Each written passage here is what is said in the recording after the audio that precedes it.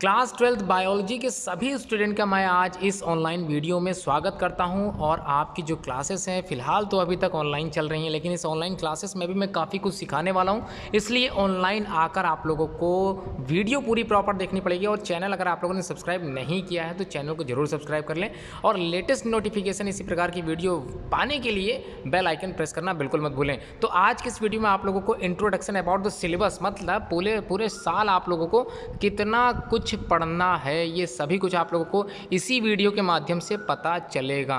तो क्या पढ़ना है, कितना पढ़ना है, कैसे मैनेज करना है, ऑनलाइन क्लासेस को कैसे कंप्लीट करना है, ये सब कुछ आज की इस वीडियो में बताने वाला हूँ। ऑनलाइन बने रहें, आखिरी एंड तक वीडियो पूरी देखें। चलिए स्टार्ट करते हैं आज की वीडियो। तो चलिए जानते हैं इस साल आपके कोर्स में कितना कुछ सिलेबस है पढ़ने के लिए।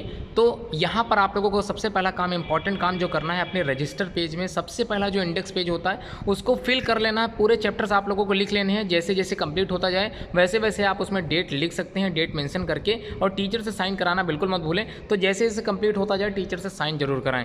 तो क्या लिखना है इंडेक्स पेज में? सबसे पहला यूनिट 1 लिखना है। साइड हेडिंग में यूनिट 1 रिप्रोडक्शन, और 14 मार्क्स का आता है। ये चाहे आप लोग लिखें चाहे ना लिखें, 14 मार्क्स लिखना की आवश्यकता नहीं है। उसके बाद यूनिट 1 में चैप्टर 1 जिसका नाम है रिप्रोडक्शन इन ऑर्गेनिज्म, हालांकि स्टार लगा हुआ है, इसका मतलब यह है कि इस साल वो 30% कोर्स से बाहर था, लेकिन आपको सब कुछ पढ़ना है। कोई भी कोर्स रिड्यूस नहीं हुआ है, इसलिए ध्यान से समझते हुए आप लोगों को हर एक पॉइंट मैं बताता चल रहा हूँ। चैप्टर 1 अपनी कॉपी में लिखिएगा, reproduction in organism. Chapter 2 sexual reproduction in flowering plant. Chapter 3 human reproduction, और चैप्टर 4 रिप्रोडक्टिव हेल्थ। ये चारों चैप्टर आप लोगों के कोर्स में रखे गए हैं। और ध्यान रखिएगा सबसे इंपॉर्टेंट चीज़, 14 मार्क्स से इससे क्वेश्चन बनेंगे, मतलब चारों चैप्टर अच्छे से अगर आप लोग तैयार करते हो तो बोर्ड के 70 मार्क्स के पेपर में 14 मार्क्स इन्हीं 4 चैप्टर से पूछे जाएंगे। अब हम लोग बात कर लेते हैं यूनिट 2 की, जिसका नाम है genetics and evolution. Most important unit है, इससे भी 18 मार्क्स के क्वेश्चन आप लोगों से पूछे जाते हैं बोर्ड के एग्जाम में। तो क्या है, कितने चैप्टर हैं, इसको भी मैं बता देता हूँ। चैप्टर 5 प्रिंसिपल्स ऑफ इनहेरिटेंस, ये आप लोगों को पढ़ना है। एंड वेरिएशंस, ये आप लोगों को चैप्टर 5 में पढ़ना है। Chapter 6 molecular basis of inheritance, ये आप लोगों को चैप्टर 6 में पढ़ना है। और चैप्टर 7 इवोल्यूशन, हालांकि यहाँ पर स्टार लगा है, इसका मतलब ये है कि 2021 में ये चैप्टर रिड्यूस सिलेबस में था, तो रिड्यूस 30% जो रिड्यूस हुआ था उसमें ये चैप्टर था। लेकिन आपको सब कुछ पढ़ना है, कोई भी रिड्यूस चैप्टर नहीं हुआ है। समझते चलना है अच्छे से, हर एक चैप्टर आपको मैं पढ़ाता चलूँगा, सीखते चलना है आप लोगों को। तो कितने चैप्टर हैं? 3 चैप्टर आप लोगों के यूनिट 2 में है, लेकिन सबसे इंपॉर्टेंट बात यह है कि 18 मार्क्स इन्हीं 3 चैप्टर से पूछे जाते हैं। तो सबसे इंपॉर्टेंट टर्म्स भी कह सकते हैं, सबसे इंपॉर्टेंट पॉइंट्स भी कह सकते हैं, सबसे इंपॉर्टेंट यूनिट भी आप लोग समझ सकते हैं। इन्हीं में से क्वेश्चंस काफ़ी पूछे जाते हैं। अब हम लोग बात कर लेते हैं यूनिट 3 की। 14 मार्क्स, जैसे यूनिट 1 में आया था उसी तरह से यूनिट 3 में भी 14 मार्क्स का पूछा जाता है। तो यूनिट का नाम है बायोलॉजी एंड ह्यूमन वेलफेयर। तो किस प्रकार से ह्यूमन वेलफेयर में बायोलॉजी हमारी महत्वपूर्ण भूमिका निभाती है, तो इसको आपको समझना है। चैप्टर नंबर 8 जिसका नाम है ह्यूमन हेल्थ एंड डिजीज। तो ध्यान रखिएगा, मोस्ट इंपॉर्टेंट चैप्टर है। क्लास 9th में भी आप लोगों ने ये चैप्टर सीखा था, human health and diseases. Chapter 9 strategies for enhancement in food production, ये स्टार लिखा हुआ है, इसका मतलब 30% से बाहर था ये, लेकिन आपको पढ़ना है, सबको सीखना है, सबको समझना है। तो strategies for the enhancement in the food production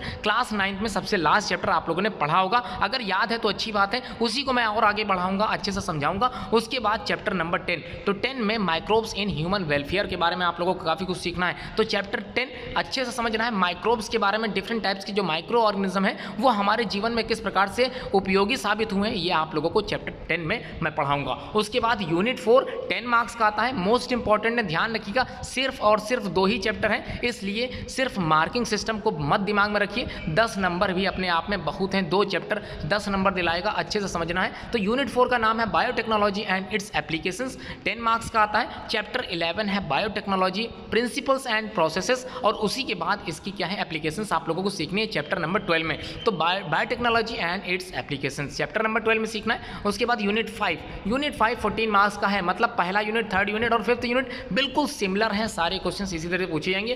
14 marks का क्वेश्चन आता है यूनिट 5 से, चैप्टर नंबर 13 जिसमें ऑर्गेनिज्म एंड पॉपुलेशंस के बारे में आप लोगों को बताया जाएगा। चैप्टर नंबर 14 हालांकि इस समय तो रिड्यूस सिलेबस था, लेकिन आपके कोर्स में शामिल किया गया है। इकोसिस्टम क्या होता है, किस प्रकार से वर्क करता है, किस प्रकार से हम अपने इकोसिस्टम में अपने आप को बनाए रखे हुए हैं, ये सब कुछ सीखना है आपको चैप्टर नंबर 14 में। चैप्टर 15 बायोडाइवर्सिटी से रिलेटेड है एंड इट्स कंजर्वेशन से। तो 9th क्लास का याद कीजिए, 9th क्लास में आप लोगों ने बायोडाइवर्सिटी 3rd चैप्टर में पढ़ा होगा बायोलॉजी के, तो उसी से रिलेटेड यहाँ पर और एक्सप्लेनेशन के माध्यम से आप लोगों को काफ़ी कुछ सीखने के लिए मिलने वाला है। अच्छे से समझिएगा, क्वेश्चन आते हैं बोर्ड के एग्जाम में। तो बायोडाइवर्सिटी एंड इट्स कंजर्वेशन, किस प्रकार से हम अपनी बायोडाइवर्सिटी को बचा सकते हैं, कंजर्व कर सकते हैं, सुरक्षा प्रदान कर सकते हैं, चैप्टर 16 जो कि आज की इस वीडियो का लास्ट चैप्टर है, आपके कोर्स का लास्ट चैप्टर है, सबसे इंपॉर्टेंट चैप्टर है एनवायरमेंटल इश्यूज। हालांकि रिड्यूसिंग चैप्टर था, यहाँ स्टार लगाना मैं भूल गया हूँ, कोई बात नहीं, परेशानी होने की आवश्यकता नहीं है। आपके कोर्स में ये रिड्यूसिंग नहीं है, बिल्कुल आपको सारे चैप्टर, सभी सिलेबस जितना मैंने आज की इस वीडियो में बताया है, ये सभी आप लोगों को अपने इंडेक्स पेज में बना के रख लेना है,